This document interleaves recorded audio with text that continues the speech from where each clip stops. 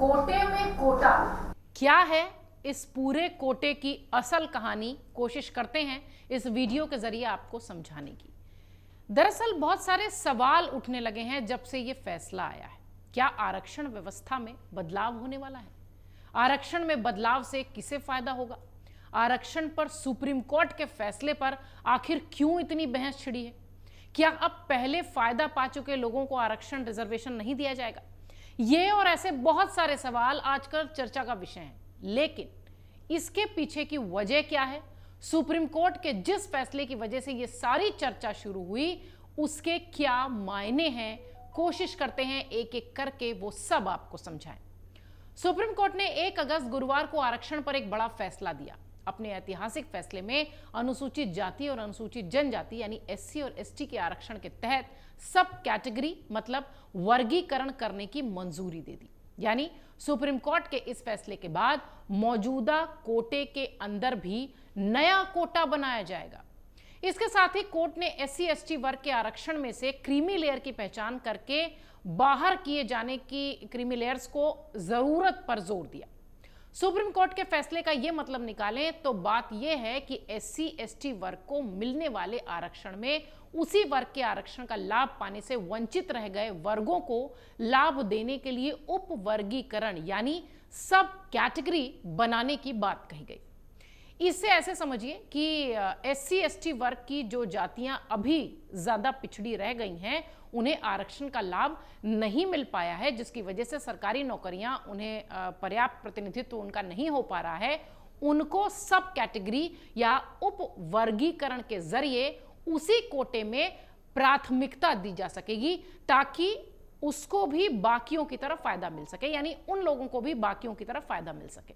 अभी एससी के लिए 15% और एसटी के लिए 7.5% के आरक्षण की व्यवस्था है। अब राज्य सरकारें इसी 22.5% में से एससी और एसटी के उन कमजोर वर्गों को अलग से कोटा देंगी जिनका प्रतिनिधित्व तो बहुत कम है या लगभग न के बराबर है। 1 अगस्त को सुप्रीम कोर्ट की संविधान पीठ ने 6-1 के बहुमत से फैसला देकर यह साफ कर दिया कि राज्यों को आरक्षण के लिए कोटा के भीतर कोटा बनाने का अधिकार है, वो कर सकती है। यानी अब राज्य की सरकारें अनुसूचित जाति और अनुसूचित जनजाति श्रेणियों के लिए सब कैटेगरीज बना सकती हैं। राज्य विधानसभाओं को इसे लेकर कानून बनाने का भी अधिकार होगा। कोर्ट का यह भी कहना था कि सब कैटेगरीज का आधार उचित होना चाहिए। मुख्य न्यायाधीश DY Chandrachud, Justice BR. Gavai, Justice Vikram Nath, Justice Bela M Trivedi और जस्टिस पंकज मित्तल, इनके अलावा जस्टिस मनोज मिश्रा और जस्टिस सतीश चंद्र शर्मा की बेंच ने यह फैसला सुनाया है। राज्य सरकारों को कोटे के भीतर कोटा देने का अधिकार है। दरअसल संविधान पीठ ने अपने इस फैसले के साथ 2004 में ईवी चिन्नैया बनाम आंध्र प्रदेश के मामले में दिए गए फैसले को भी पलट दिया है, जिसमें यह कहा गया था कि राज्य सरकार आरक्षित कोटे में सब कैटेगरीज नहीं बना सकती। अभी संविधान पीठ ने जो फैसला सुनाया है वो पंजाब के मामले में सुनाया है। पंजाब सरकार ने 2006 में कानून बनाया था कि राज्य में एससी एसटी कैटेगरी के तहत मिलने वाले आरक्षण में 50% पहली प्राथमिकता के तहत वाल्मीकि और मजहबी सिखों को मिलेगा। इसे पंजाब हरियाणा कोर्ट ने 2010 में रद्द कर दिया था, जिसके खिलाफ पंजाब सरकार सुप्रीम कोर्ट गई थी। कोर्ट के जो फैसले हैं उसके जो पॉइंट्स हैं, कोशिश करते हैं 1-2 करके आपको बताएं। सबसे पहला, कोर्ट ने कहा कि सारी अनुसूचित जातियां और जनजातियां एक समान वर्ग नहीं है, कुछ दूसरों से ज्यादा पिछड़ी हुई हो सकती हैं, इसलिए उनके उत्थान के लिए राज्य सरकार सब क्लासिफिकेशन करके अलग से आरक्षण रख सकती है। दूसरी बड़ी बात इस फैसले में थी कि ओबीसी पर लागू क्रीमी लेयर का सिद्धांत एससी एसटी आरक्षण पर भी लागू हो। आरक्षण एक पीढ़ी तक सीमित होना चाहिए। अगर एक पीढ़ी आरक्षण के जरिए हाई स्टेटस तक पहुंच चुकी है तो अगली पीढ़ी इसकी यानी आरक्षण की हकदार नहीं होनी चाहिए। तीसरी बड़ी बात जो इस फैसले में थी, सरकार को क्रीमी लेयर की पहचान कर उन्हें आरक्षण की जो सीमा है उससे बाहर करने की नीति पर काम करना चाहिए। कोर्ट ने यहां तक कहा कि राज्य सरकारें इसका राजनीतिक फायदा नहीं ले सकती। मतलब साफ है कि राजनीतिक लाभ के लिए सब कैटेगरीज नहीं बना सकती। कोटे के अंदर कोटे से क्या होगा, अगर आपके जहन में यह सवाल आ रहा होगा तो इसका जवाब सुनिए।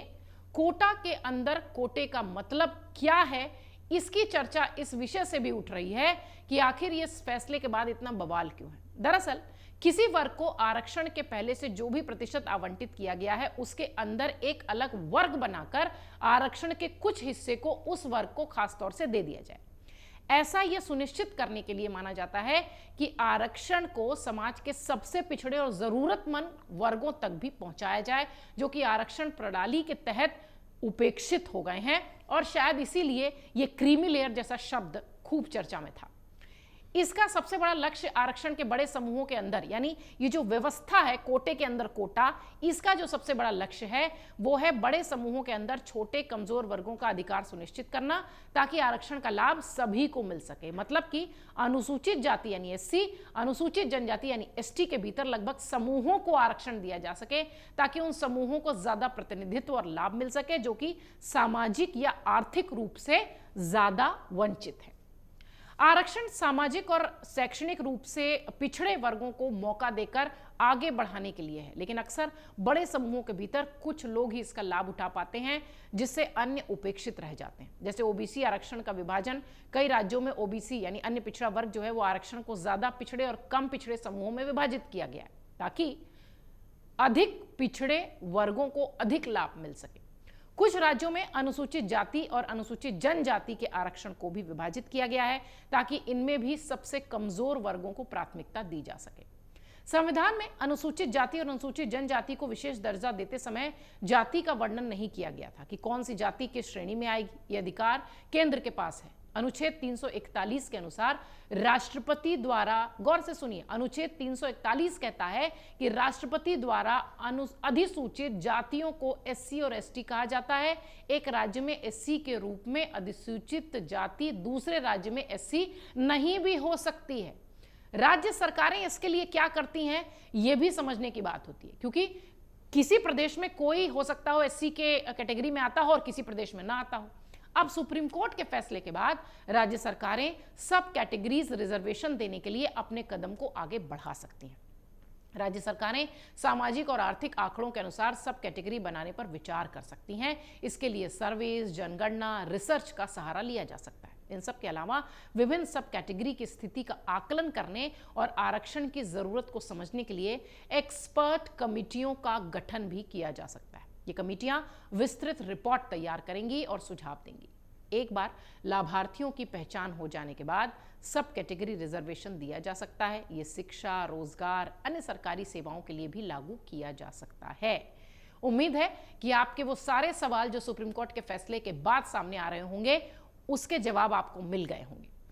राज्य सरकारें सब कैटेगरी रिजर्वेशन को कानूनी मान्यता देने के लिए विधानमंडल में विधेयक भी पेश कर सकती हैं। ये हम आपको अगले स्टेप्स बता रहे हैं जो राज्य सरकारें कर सकती हैं। इसके साथ ही अगर कोई कानूनी चुनौती आती है तो सरकार इस पर न्यायिक समीक्षा के जरिए कोर्ट में भी अपनी स्थिति स्पष्ट कर सकती है। अन्य उपायों में पहले से मौजूद आरक्षण श्रेणियों का पुनः मूल्यांकन भी हो सकता है, उसके बदलाव किए जा सकते हैं। इसमें आर्थिक और सामाजिक रूप से पिछड़े समूहों को अलग अलग आरक्षण देने की बात हो सकती है, उनके प्रावधान बदले जा सकते हैं। हालांकि सब कैटेगरीज रिजर्वेशन को लागू करने के लिए स्पष्ट नियम और प्रक्रियाएं बनाना जरूरी होगा नए सिरे से। इसमें आरक्षण की प्रक्रिया, लाभार्थियों का पहचान करना, आरक्षण का वितरण, सब कुछ शामिल होगा। सब कैटेगरी रिजर्वेशन की निगरानी और समीक्षा के लिए स्वतंत्र संस्थाओं का गठन किया जा सकता है। ये सुनिश्चित करेगी, ये जो संगठन होंगे या ये जो संस्थाएं होंगी, कि आरक्षण का लाभ सही लोगों तक पहुंच भी रहा है या नहीं। अब जब राज्य सरकारें इस फैसले के बाद आरक्षण में सब कैटेगरीज को लेकर कदम आगे बढ़ाएंगी, तो इसके पीछे के तर्क क्या होंगे, कैसे ये तय होगा कि किसे सब कैटेगरी में डाला जाए और क्यों डाला जाए। देखने वाली बात यह भी होगी कि कदम उठाने से पहले राजनीतिक मायने इसके क्या होंगे, इसके राजनीतिक नफा नुकसान क्या होंगे। पार्टियां इस पर भी विचार करेंगी, सरकारें इस पर भी विचार करेंगी। लेकिन कोर्ट के इस फैसले पर आने वाले दिनों में राजनीतिक हंगामा होने के आसार पूरे हैं, क्योंकि कोटे के अंदर कोटा राज्य सरकारों को जितना इस फैसले ने स्वतंत्रता दी है, निश्चित तौर पर सियासी खेल भी इस विषय पर खूब होगा, क्योंकि देश में आरक्षण हमेशा से राजनीति का मुद्दा रहा है। और तब जब सुप्रीम कोर्ट ने कैटेगरी डिवाइड करने की बात कही है, कोटे के अंदर कोटे की बात कही है, तो निश्चित तौर पर यह मामला इतने जल्दी शांत होता तो नहीं दिखता। अगर आप ये वीडियो YouTube पर देख रहे हैं तो हमारे चैनल को सब्सक्राइब करें और बेल आइकन को दबाना ना भूलें। अगर आप Facebook पर ये वीडियो देख रहे हैं तो हमारे पेज को लाइक करें।